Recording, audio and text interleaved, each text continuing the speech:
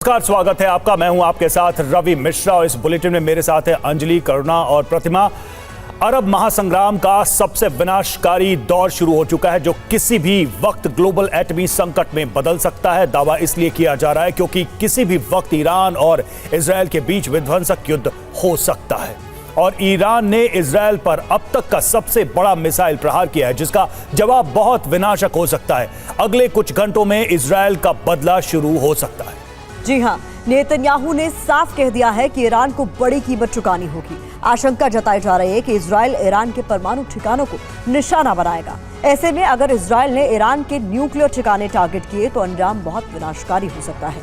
जो अब तक रूस यूक्रेन में नहीं दिखा, जो अब तक गाजा लेबनान में नहीं हुआ, इजरायल ईरान जंग से ऐसे विध्वंसकारी हालात पैदा हो सकते हैं। और सबसे पहले बड़ी खबर से शुरुआत करने जा रहे हैं। इजरायल पर ईरानी हमले के बीच भारतीयों की सुरक्षा से जुड़ी बड़ी अपडेट है।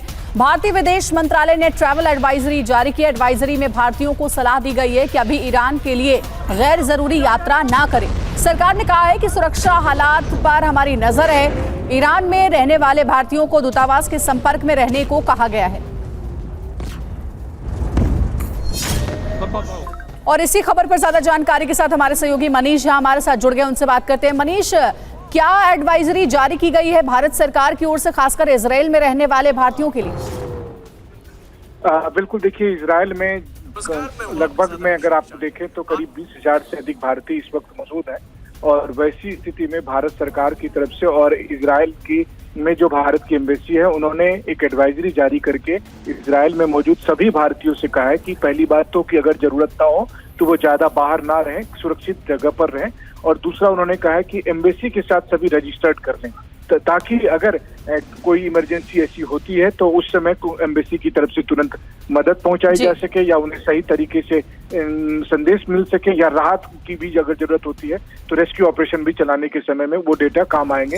ये मैसेज एम्बेसी की तरफ से जारी किया गया है। शुक्रिया आपका मनीष पूरी जानकारी देने के लिए। तो भारत के विदेश मंत्रालय की ओर से एडवाइजरी जारी की गई इजरायल में रहने वाले भारतीयों के लिए कि इजरायल की यात्रा अगर करनी है तो फिलहाल के लिए उसे रोक दे और भारतीय दूतावास के संपर्क में रहने को कहा गया है।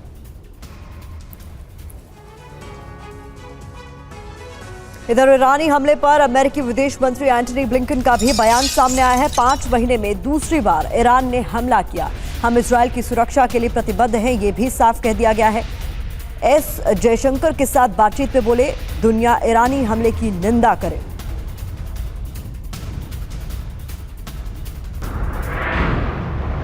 Iran, for the second time in the space of 5 months, launched a direct attack on Israel, including some 200 ballistic missiles. This is totally unacceptable, and the entire world should condemn it. Initial reports suggest that Israel, with the active support of the United States and other partners, effectively defeated this attack. We demonstrated once again our commitment to Israel's defense. We'll remain in very close touch with Israel and other partners in the region in the hours and days ahead.